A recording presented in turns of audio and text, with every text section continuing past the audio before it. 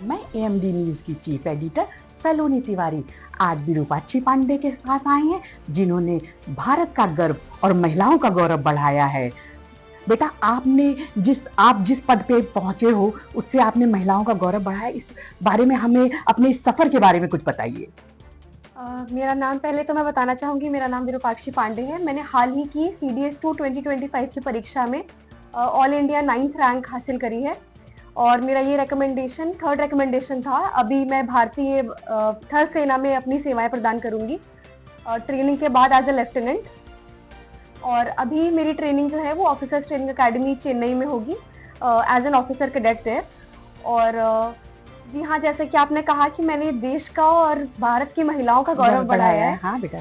तो मैं ये कहना चाहूँगी कि जी हाँ, मेरा बहुत ही ज़्यादा ये एक सपना था। मैंने एनसीसी करी है अपने कॉलेज टाइम पे और तभी मैंने ये सोच लिया था, वहीं से मुझे प्रेरणा मिली कि हाँ, मुझे भारतीय सेना में अपनी सेवाएं प्रदान करनी है।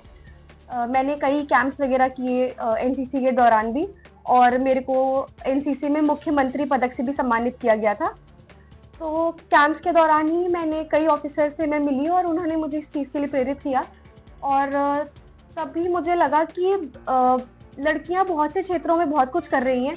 इवन मैं एक गर्ल्स स्कूल से भी आती हूँ। हम बात करते हैं कि सेना में सबसे पहली एंट्री जो है वो एनडीए होती है, जो आप 12th के बाद दे सकते हैं। उसमें भी अभी जो भर्तियां हैं या लड़कियों के लिए जो एंट्री है वो अभी 4 साल पहले ही खोली गई है। इवन जब मैंने भी जब मेरी एज थी एनडीए के लिए, तब भी एनडीए एंट्री लड़कियों के लिए नहीं थी। तो तब मैंने भी इसीलिए एफकेट और सीडीएस एंट्री उसके बाद दी। और मगर बहुत अच्छा लगता है देखकर कि लड़कियां भी यूनिफॉर्म में सर्व कर रही हैं। हर क्षेत्र में अगर हम देखें तो लड़कियां लड़कों के साथ कंधे से कंधा मिलाकर चल रही हैं।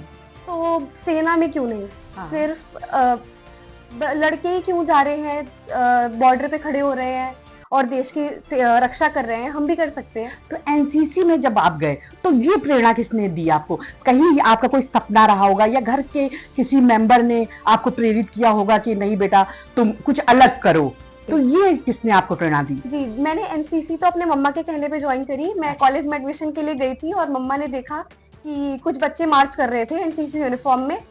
तो मम्मा ने मेरे को बोला कि मैं हमेशा से एक्स्ट्रा करिकुलर्स वगैरह में आगे रही हूँ, तो मम्मा ने मेरे को बोला कि इसमें एनरोल हो जाओ एनसीसी में, कि थोड़ा एक्सपोजर मिलेगा। तो मैंने ज्वाइन करी उसके। और मेरे को हमेशा से यूनिफॉर्म के लिए एक पैशन था।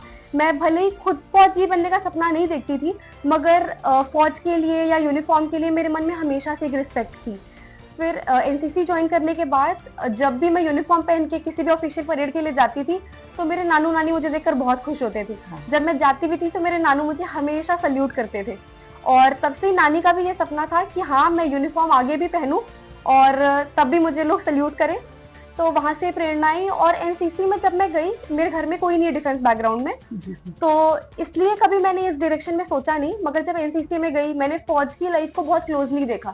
फौज में ऐसी बहुत सी वैल्यूज हैं जो हम आम दुनिया में नहीं देखते, जैसे जो यूनिटी है, जो डिसिप्लिन है, जो एक भाईचारे की भावना है, जो एक ट्रस्ट है, लॉयल्टी है। हम एक फौजी को देखते हैं तो हमें अंदर से ये चीजें अपने आप आती है, हमें अपने आप ही एक रिस्पेक्ट आ जाती है उस चीज के लिए।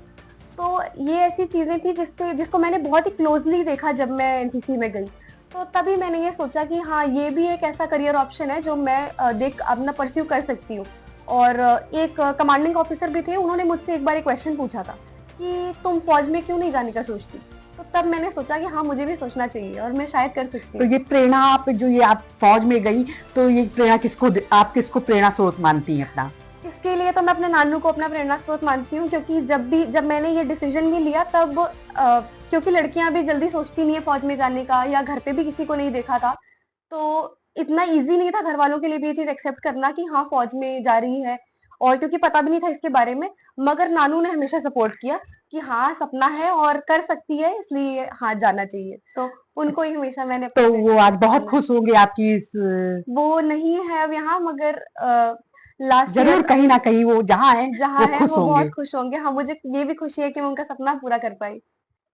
आपको एएमडी न्यूज की तरफ से बहुत बहुत शुभकामनाएं इस क्षेत्र में जाने के लिए, और आप हमारे भारत और हमारी भारत आर्मी का नाम रोशन करें।